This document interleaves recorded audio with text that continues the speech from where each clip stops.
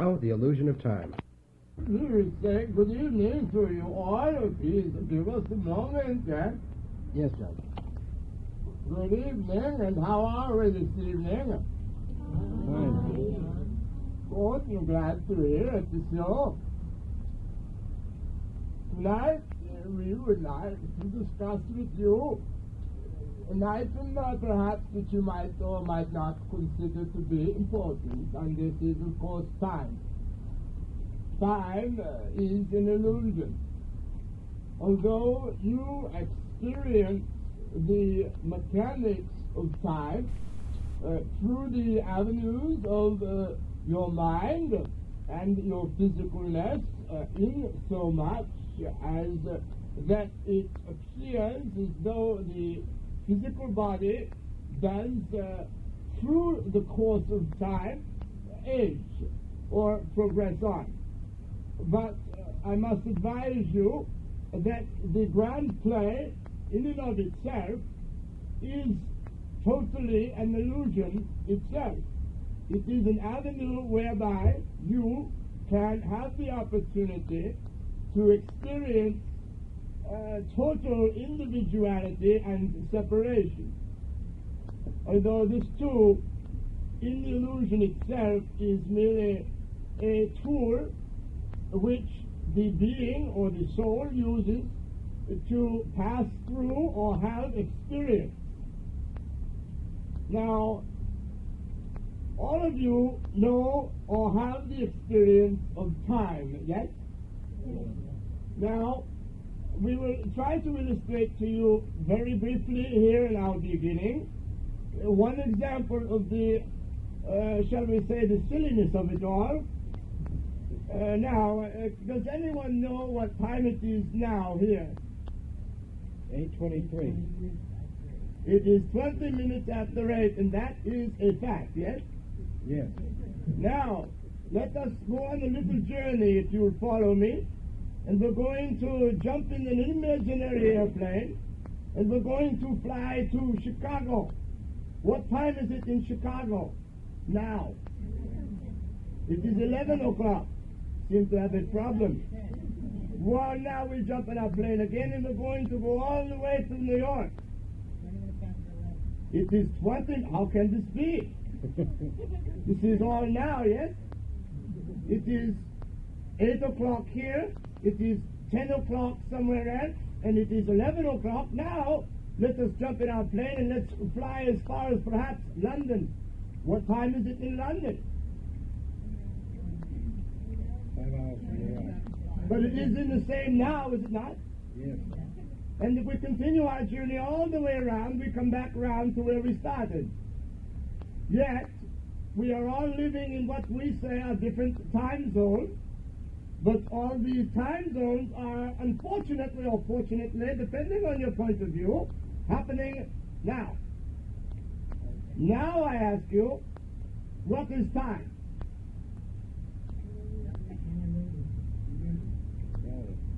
It is a measurement, it is relative, it is most of all an illusion. Your life, as you seem to progress through time, is also an illusion. You see, many times I've said before, both on our radio show, in Communications with Aristotle and many others, and at our seminars, that your lifespan, your personality knowledge is also an illusion, in that all the lives that you have lived in the past up to now, including this one and any that you will live into the future, are all happening now. What we must do is to realize that all the clues to our oppositeness or to our belief systems are in front of our very noses if we choose to look at them. Now, we can say that at times in our minds we definitely do transcend time. Have any of you ever had this experience? Well, for example, let's say that you are busying yourself at your job perhaps, or whatever you're doing at any given time, and you must notice that when you are involved with something and your focus of attention is on doing, then time becomes irrelevant. It is only when you stop doing and you want to place yourself that you want to know perhaps what time it is, because you have scheduled yourself to do something else. So you use this, or you apply this to yourself, but what you forgot was that it was all a tool for you to use only, and not meant to be a rigid guideline for reality as you experience it. Now, one of the motivating factors behind the need for the expression of time comes from the mind itself, since the mind tends to capture instantaneously separate moments of your now. But what it does is it doesn't allow you to see the capturing of each moment in now, so you tend to see it as a solid flow in space and in time, with a pun on the word time. But what you can realize about time is that, number one, you have all the time, literally, that's available to the universe, if you choose to use it. And then again, on the other hand, you have no time at all but now. Now, you can, at any time, you notice how much I have to use the word time? To communicate to you, I must use a false value to communicate the truth. Not that the value in and of itself is negative, for it is not. It is a very constructive value. But it is also an item that can close and box you in and place you and your life within its framework, as opposed to you positioning yourself so that time, as it is, works for you. It is flexible, and it is not nearly as rigid as your mind would have you believe. For instance, have any of you at any time in your life been sitting quietly with yourself and began to daydream and found yourself thinking of or seeing pictures of your life past, meaning in this life when you were many years younger? Yes. You've had this occasion, yes? Yes. Now, when you are doing this, then what are you doing? Many psychologists will say, well, you are in your mind. But the truth is, my friends, wherever you go in your mind, that's where you are. You can say that you are in your mind to pass it off as a fantasy trip, but the truth is that you are somewhere else. And when you are in this illusion and you are viewing your past, you are in it. So literally you have transcended time. You are a time traveler extraordinaire, all of you. And it was never meant for you to be trapped by time, for all the great prophets through time have advised likewise, differently. Basically, the function and the focus was on that there is no time but now, with one exception. And that was the teachings of the Gautama Buddha, Siddhartha Gautama Buddha, and his reincarnation cycles, which are very valuable. But you see, within the framework of cycles, it allows one to say to oneself, well, if I don't do it in this life, I'll just wait and do it in the next life. So it allows you, who are involved and actively with this belief, to put off from now until some other time that shall come upon you in your future. But my friends, what you do now is going to set up the consequences and circumstances of your future. So indeed, in what you do now does affect your future. So what you are doing in now, though you do it now, will pop up for you at a later time, as you view time. Time in and of itself has a value. It is an expression of all that is. But it is, again, not meant to be a limitation on you, but merely a point of focusing so that you might realize that you do have all the time that you want, but there really is no other time but now. all of your history as it was being experienced, was experienced in some beings now, not in some beings future, and not in some beings past, pardon me. You see, nothing can take place or actively happen except now, and anything that you view in your past, you are transporting yourself to that past now, and so therefore you are still in now, but as you view it in retrospect upon return, it has taken place at some past time. Now let us examine another example of time. When you go to bed, let us begin with the daytime. When you wake up in the morning, and most of you wake up vivaciously and with full energy, yes? Ready to go hit the work. And then by the time that 5 o'clock rolls around, you're ready to blow it up. You ever notice how long the day is? Did you know it is always the same number of minutes an hour? But each day is different, is it not? Yep. In how your expression of yourself takes place in it, and how you respond to it, how you feel. Then when you go to bed in the evening, which is for the most part something that you mostly look forward to, you close your eyes, and it seems in an instant you open them again. And 8 hours or 5 hours or however long your sleep period is has gone by. What has happened to your time? You see, your consciousness was not there to experience it, so it did not drag on. But what your consciousness did experience was other events that took place in that span of time in which you were asleep. And these items that occur is what will take up time for you. So that when you awake in the morning, at times you might feel that you have been asleep for a long, long time. But for the most part, it is always too short a length of time. Because again, you are in the world, and you are stuck, as it would seem to you, with the same routine that you did the day before. And when you are involved with routine, then time definitely does slow down for you. When you are involved with active participation in life, then it doesn't seem as though you have enough time to do what needs to be done. Do you understand? Yes. Now let us take another concept. Let us now go down to Cape Canaveral in Florida, and we're going to board a rocket ship. And we're going to blast off and head out into the human Earth.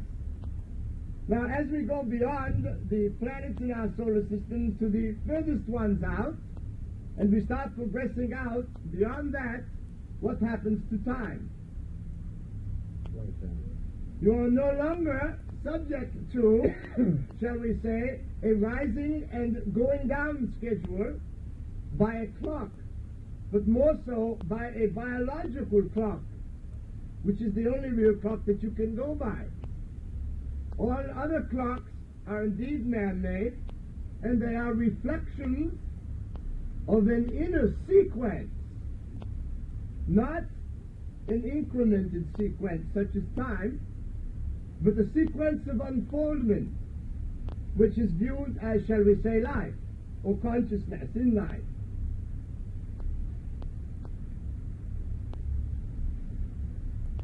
Mainly, the point that is important here is the mind's relationship to time itself.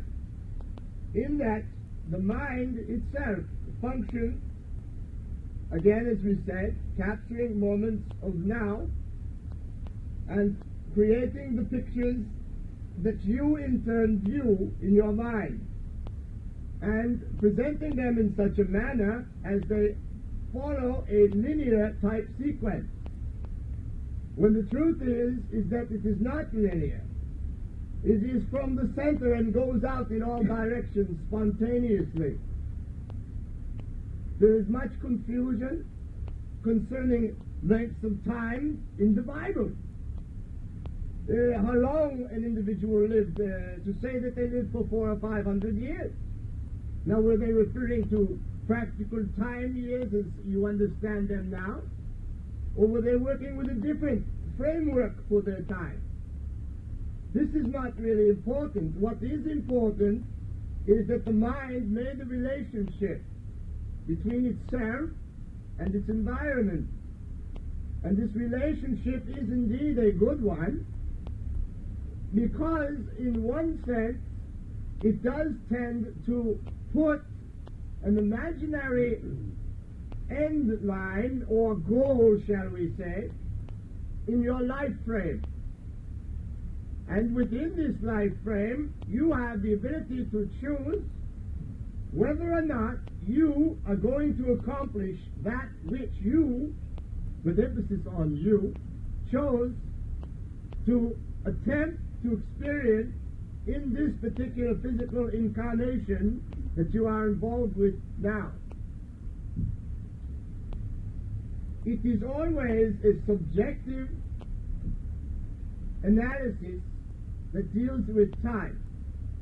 There is no true objectivity to time. Although you use instruments to calculate your values in time, and they do reflect back to you that your summation of its process is correct. Indeed, you see, you must remember that that which you create in this reality will reflect that which you have given it meaning to reflect. It can be no other way. You are too powerful to have it any other way. Concerning how you react to time, time in and of itself is a natural barrier former, you see. It sets up instances whereby you, and you do it willingly, it sets up instances where you set goals for yourself, whether they be to be at a particular place at a particular time, so that others might meet with you for a combined function, such as a job, or such as being together with you this evening, whereby you can coordinate. So you commonly use time as a gauge to accomplish this end.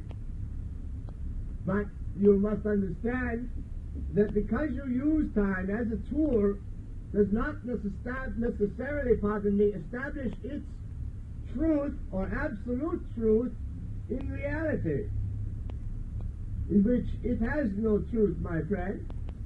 Your source self, yourself, is not subject to time, but aspects of itself do work within the framework of time, which is an aspect of this particular reality chain.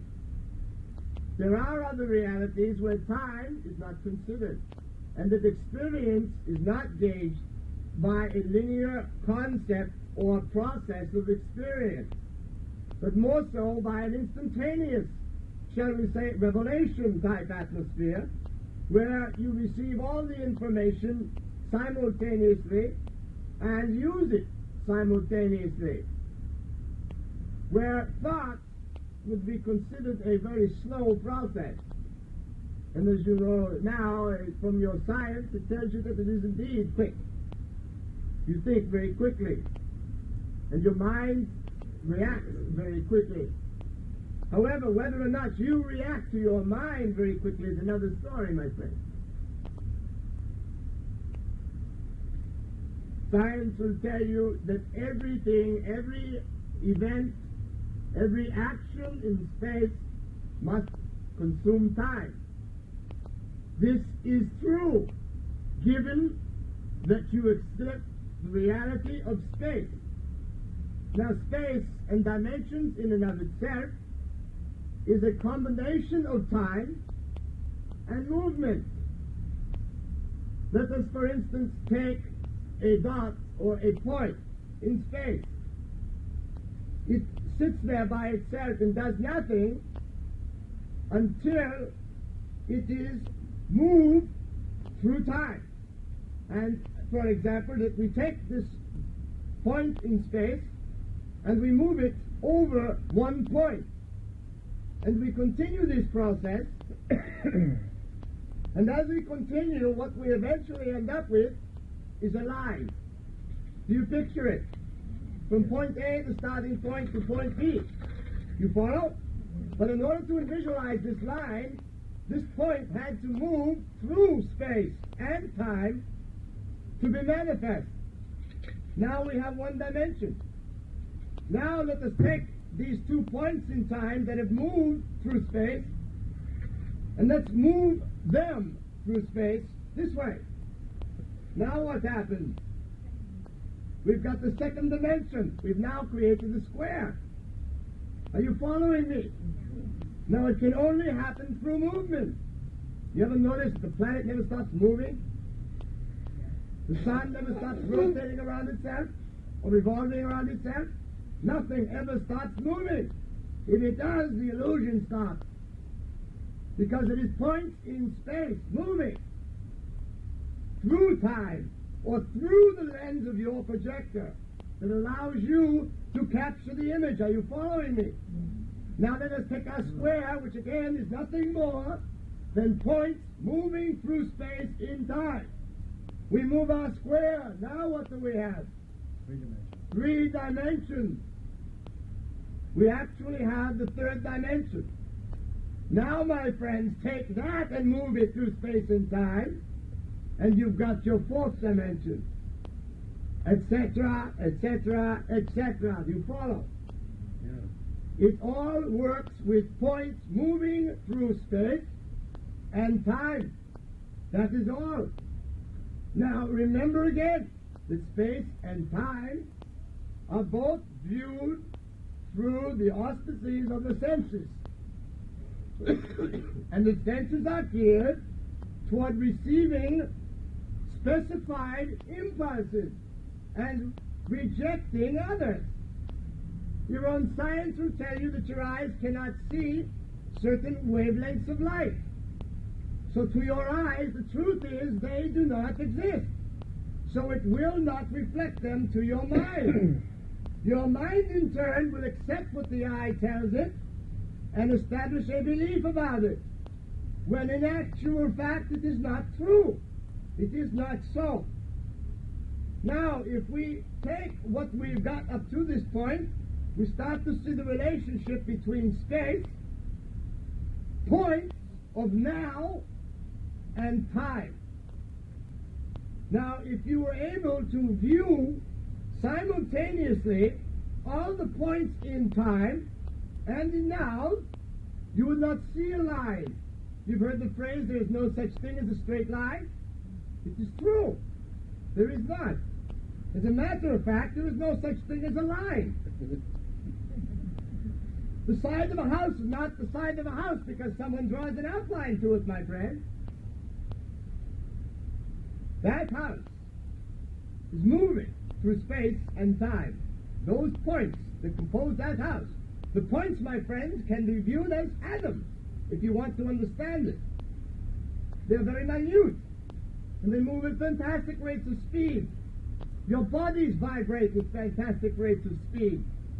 So does your mind and the electrons that shoot through it, as your thought process through electrics and through chemical reactions is created for you. But you lose sight of the fact of the wonderful being that is receiving all these impressions and not judging them, but simply receiving them. You, through the ego, establish judgment. And the one big boo-boo you made was that you bought the argument about time. You've got all the time in the universe, my friend, and then some. You've been around longer than that anyway. But I know you don't want to imagine that. It's a little bit too much, huh? A little bit too full in the tea.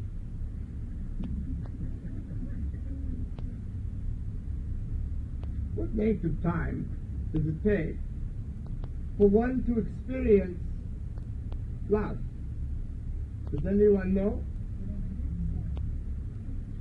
Anyone else? Anyone else? It does not happen in time, my friend. Remember, you are love. This is where you come from. It is not subject to time. It is even faster than instantaneous. It always is. So it does not happen. It is. And what is always is. That is why when the different prophets that were speaking to all that is would ask, well, what should I call you? What's your name? And the response would be similar to, I am. In other words, you're not asking the right question. It doesn't fit. God is, you are. You are, however, not, your existence is not dependent upon time. Yet, you believe it is. You believe that your life, everything that you must do, you must do it and cram it in before you, quote unquote, pass away. And it is, as we said before, a quite unavoidable issue. There's no running away from it. So what you do, you plan for it. You're born and you experience life.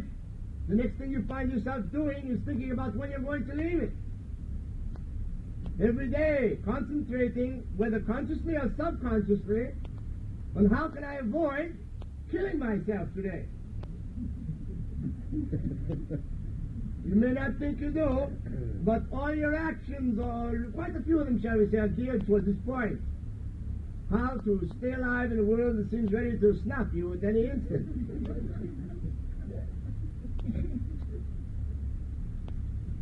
I wonder if you could laugh at times, if you were able to realize the true nature of it. That it is a teacher, my friend, and it is the most wonderful tool.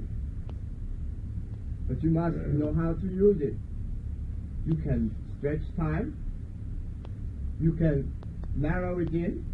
You can literally make it anything that you choose. You can allow it to be your barriers to success. You know what I'm talking about? I'm too old. I don't have enough time left. Or I'm too young. I've got plenty of time. You see it? You're sort of losing already before you begin. You accept a lot of assumptions because, number one, somebody told you. Number two, you've had a conceptualized experience of it. But very seldom do you have an experience, shall we say, of the event. Have any of you ever experienced non-time?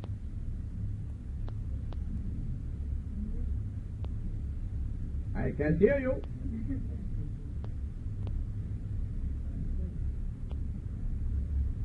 This is the most common example of non-experience of time. It happens too when you are awake. And oftentimes it can be, you see, when you go into a daydream, there is a loss of relationship to time. The daydream in and of itself will process itself through time, because when you return, if you're able to watch the clock before you began to daydream, and remember when you went into your daydream and came back through it, you would have appeared to have taken time. But while you are in the experience of the daydream, time does not work. Time is completely irrelevant in dreams, and in most cases, if time comes up, it is always a focal point in the dream, meaning that the individual is concerned so much with time that it seems like that's all that his dream is involved with. That he's either very late for everything or he's already showing up and no one's there. It's the old, what is the story, Alice in Wonderland. The little rabbit? He's always looking at his watch. He's late, but he's always going to stop, take more time to look at his watch to realize that he's late. You all end up stuck in the same type of syndrome. You're all that rabbit. Hopping around, worrying about the queen. Although in this case, it isn't the queen. It's about your wives. It's about your husbands. It's about the bank. It's about payment. It's about not being able to meet payment. All of these things involve time. It's about negotiation with time. When you go to buy a house, you all want to believe that you're going to live long enough to pay it off, don't you? So when you negotiate for your loan, and when you are a young man of 25 perhaps, there's no problem. Try to negotiate a 25-year loan at age 75. You might find it a little difficult. Because you see, their viewing time, the people that you are going to a viewing time, they say, well, given our understanding of time, you ain't going to probably make it. So one or two things is going to happen. We're going to end up going into a legal procedure, or into a state, or something along those lines.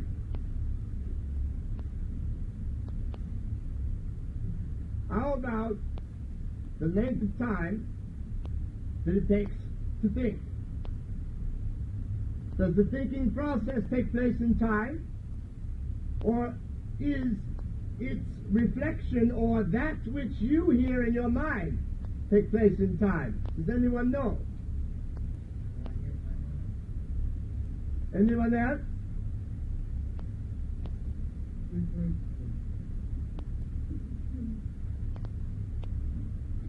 When you hear yourself thinking, what you're hearing is, shall we say, a replay of the actual process itself, but not the process. You follow me?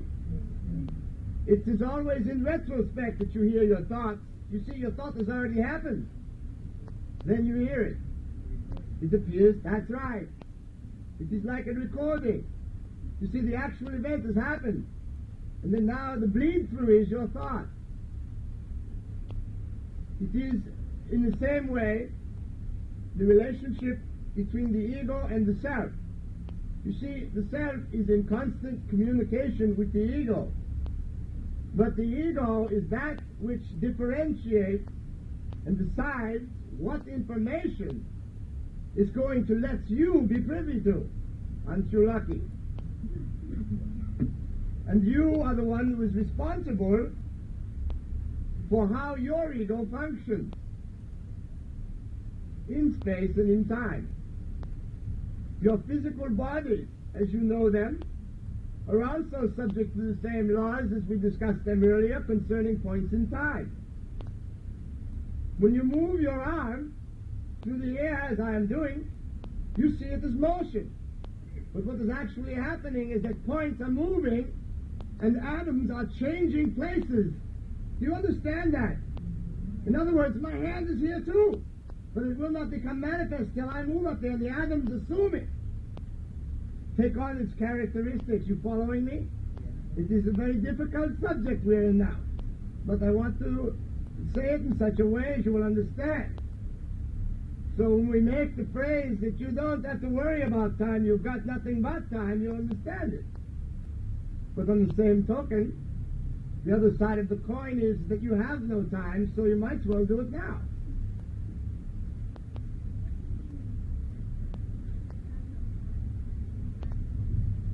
You see, my dear, there is only one time, and that time is now. You see, when we began our seminar this evening, we were in that point of now. You understand? And as we progress, and as I'm speaking now, each word, each syllable that comes out is taking place in a different consecutive moment of now as you experience now. You understand? It is as though you are looking into a mirror, and if you could see yourself, or let us rephrase that, let us say it is like watching a poorly dubbed film. The mouth moves and the words follow, but they're a little out of sync. They're a little late. Well, in the same analogy concerning our thinking process, let us look at that and say, well, the actual thought is when the mouth moves on the screen, and the actual thought that you hear is when the dubbing comes in. So there is a delay, or there appears to be a delay.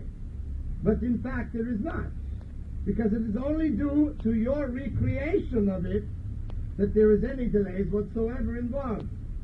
And you must remember that your life is a creation of you. You could not have this creative ability without all that is, without God, whichever name you wish to call it by. It's not important. Energy, whatever name you wish to call it. It is irrelevant. What is relevant is that the spark or the divineness in you of all that is empowers you to move on to discovering it. This is why you are here, to discover all that is in you. And when you discover this, you will realize your relationship to everything, all that is and all that is not. But it is an item that you must reach through the framework of space and time.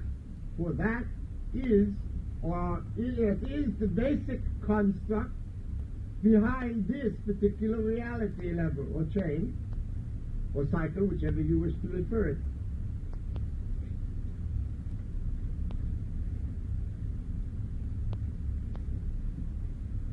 Have any of you ever found that you were delayed in time by events that did not seem to be directly in your control? So that you've all had this experience. Yet, if you look at that, we must be truthful and say that the bottom line is that it is poor management of time. Since you must realize that you are responsible for creating its effects on you, then you must assume responsibility for anything that takes place within it.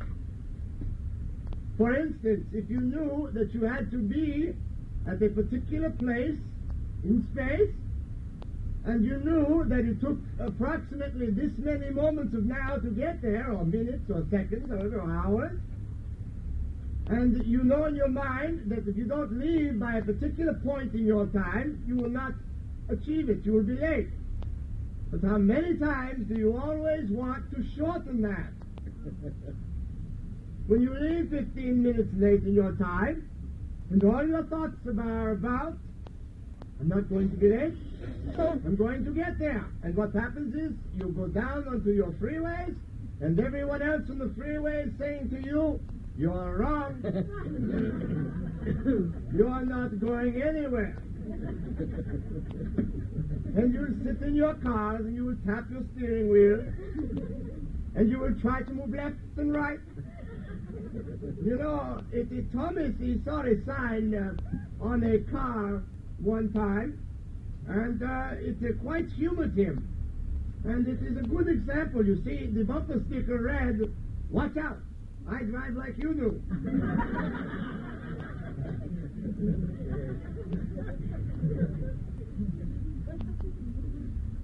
See how subtle it is, my friend? You set yourselves up all the time, day in, day out. And the funny thing of it is, if you could see yourself searching like mad people, trying to find out what the cause of all this ridiculousness is. Tell you, go home, look in the mirror. You'll find it right there. Look it right in the eyes. Time is your ally, my friend. It is an item that, or shall we say, a law that your physicalness is subject to. But you see, the physicalness is of the earth. The spiritualness is of God. Though they come together in the wonderfulness of life, they are indeed separate.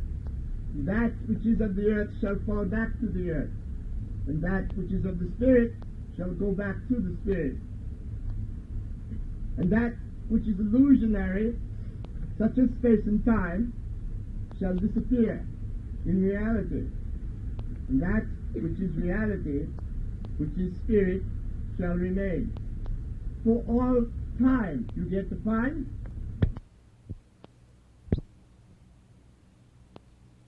You are in, your physical bodies are in time.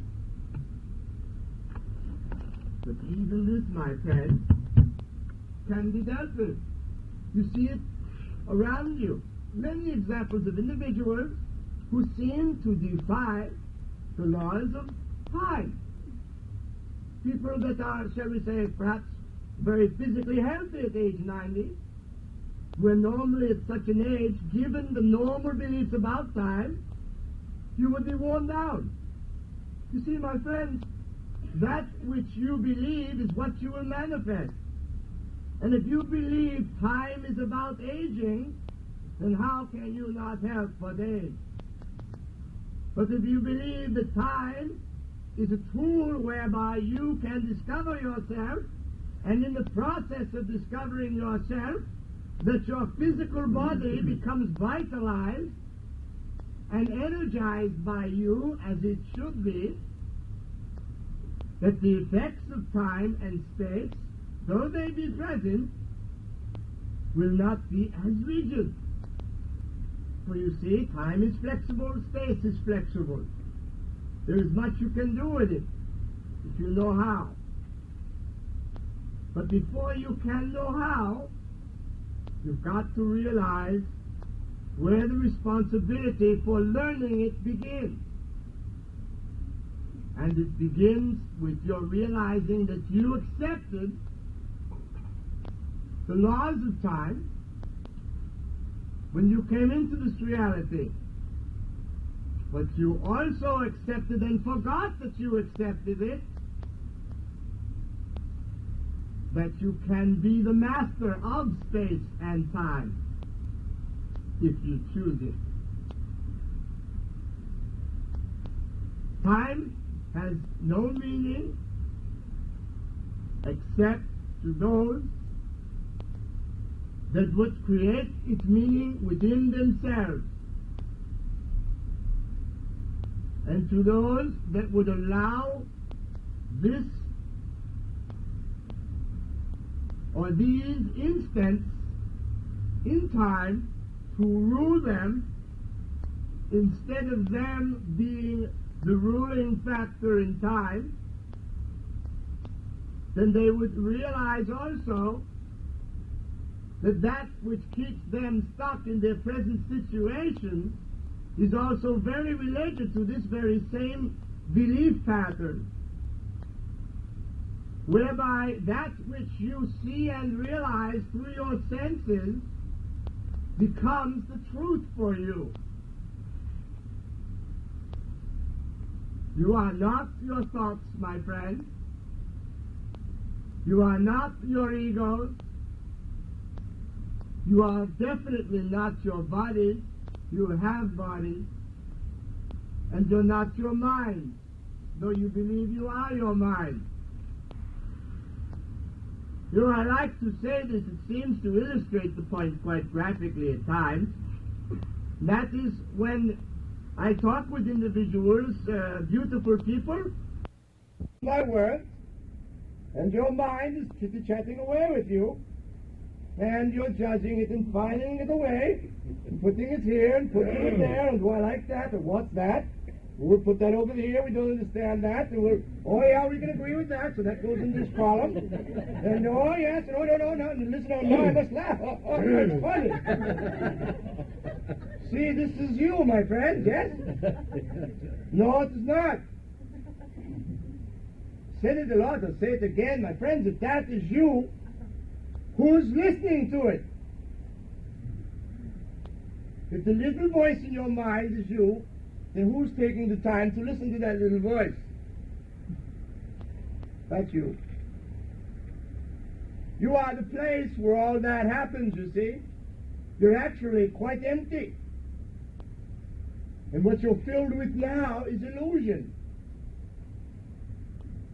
You're a God who's created illusions within the framework of all that is. You see, when I say you are gods, I want you to realize that, of course, there is, shall we say, the all-encompassing God, all that is. And there is only one indeed. And of this, none of us could be. But yet, We are a portion of it. So therefore, we are it. But we are like as our children are to us, you see. They come from us, and we give them the physical body, but we don't give them life. The sperm and the egg do not give life. The sperm and the egg are the seed that begins the process of life, indeed.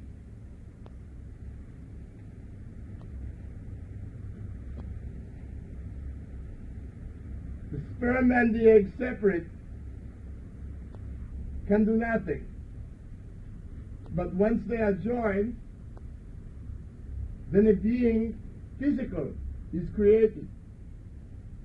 And in this being physical, which has consciousness unto itself, a being, a spirit, a soul, whatever you wish to call it, a self, will inhabit that body. This gift comes from God alone. But it is also your choosing as a being to accept the physical body that you inhabit. Problems sometimes arise that we're not quite satisfied with the bodies that we have for various and sundry reasons. But that's irrelevant.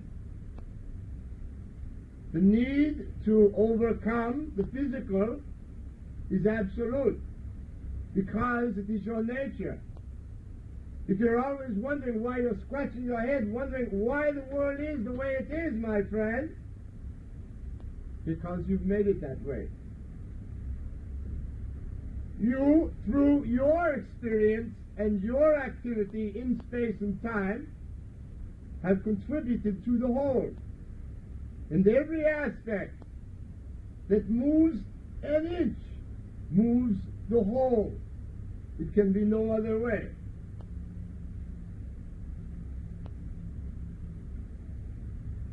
To further give you another example of time and its relationship to you and motion, so that you will be less confused perhaps, would be that of the moving projector. Let us look at your mind as though your mind is that reel of film that is processed through the projector and is sent out. But in this case, for our analogy, we're going to view it as though experience is coming in. And it's being photographed in our ego's eye on the celluloid of the mind. Are you following me? And depending upon the rate at which that celluloid passes by our view will determine how we will appear to it. Whether we are moving very quickly, whether we are moving as we would term normally, or whether we are moving very slowly. And it's determined by the speed of the projector. And also we can stop frame. It is the stop frame that allows us to seize a moment of now and realize that in that moment of now is all the ramifications of everything you've ever done in the past, all crammed in there, you see. It is like, shall we say, a chip of the mind. And in this chip contains everything of your previous experience, and yet you will be able to differentiate all the probabilities, all the events, and focus in on one particular one. And then as the motion begins to move, the camera of the mind proceeds, we have motion. But they're all individual frames of now, which in and of themselves contain absolutely no, zero motion. So your experience only comes about when you combine space and time, and you move an object through it, whether it is a point, a dot, a body, a car, a planet, a solar system. It doesn't matter. I hope that you are getting at least the drift of what we're trying to get at this evening. And that is that you are not at the mercy of time. You created it in yourself in the first place, and you can put it to your advantage any time that you choose. By number one, knowing that it's flexible. Number two, knowing it's a tool for you to use to discover yourself, to utilize yourself to the best of your ability, and ultimately to get you to that moment in time when you freeze frame it and you finally realize that you are in now, now only, and from this point you can view any other points in now. But as long as you are caught in the moving projector, then you will not be able to see your relationship to any one individual point in now, and how that one point in now that you did perhaps 10 years ago is going to affect your life in this now 10 years later.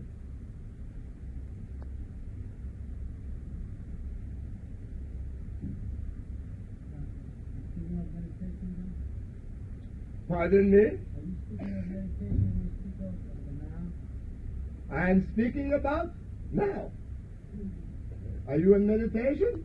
No. Well, it's dealing with now. You see, now in meditation is the same. Now is the same no matter what form of expression you find yourself in. Whether it is walking down the street, whether it is sitting in a chair as now, whether it is at home quietly with your eyes closed, trying to envision and see and capture your inner reality. They're all happening in moments of now. Absolutely. It is simultaneous. But before we move on to your questions, and we would love to receive them, we just want to say, time is a game. It always seems different, but believe me, it's ever the same. You romp and you play, and you move all about. And you sit and you're quiet, and then you jump up and you shout. And you turn around about, and you move from place to place. You get up in the morning, and you look at yourself, and you don't like your face. And then you come out from the bathroom serene, and look around, and try to figure out what's going on, and who's this woman named Irene? Why is my life the way that it is? Well, the play has begun, and we've nowhere to go but to the completion, to the end, and to play it out as it seems, the way that our life presents itself in reality and not in its dreams. But I'll tell you, in dreams, my friends, one can find the key if he's willing to look at time and really see that it doesn't matter at all, that we're all one, both you and me. My friends, it is time. We will take a short break, and then we will come back and be more than anxious to answer any questions you might have about our subject matter or about anything else that you wish to engage us with. Thank you, John. Thank you, John.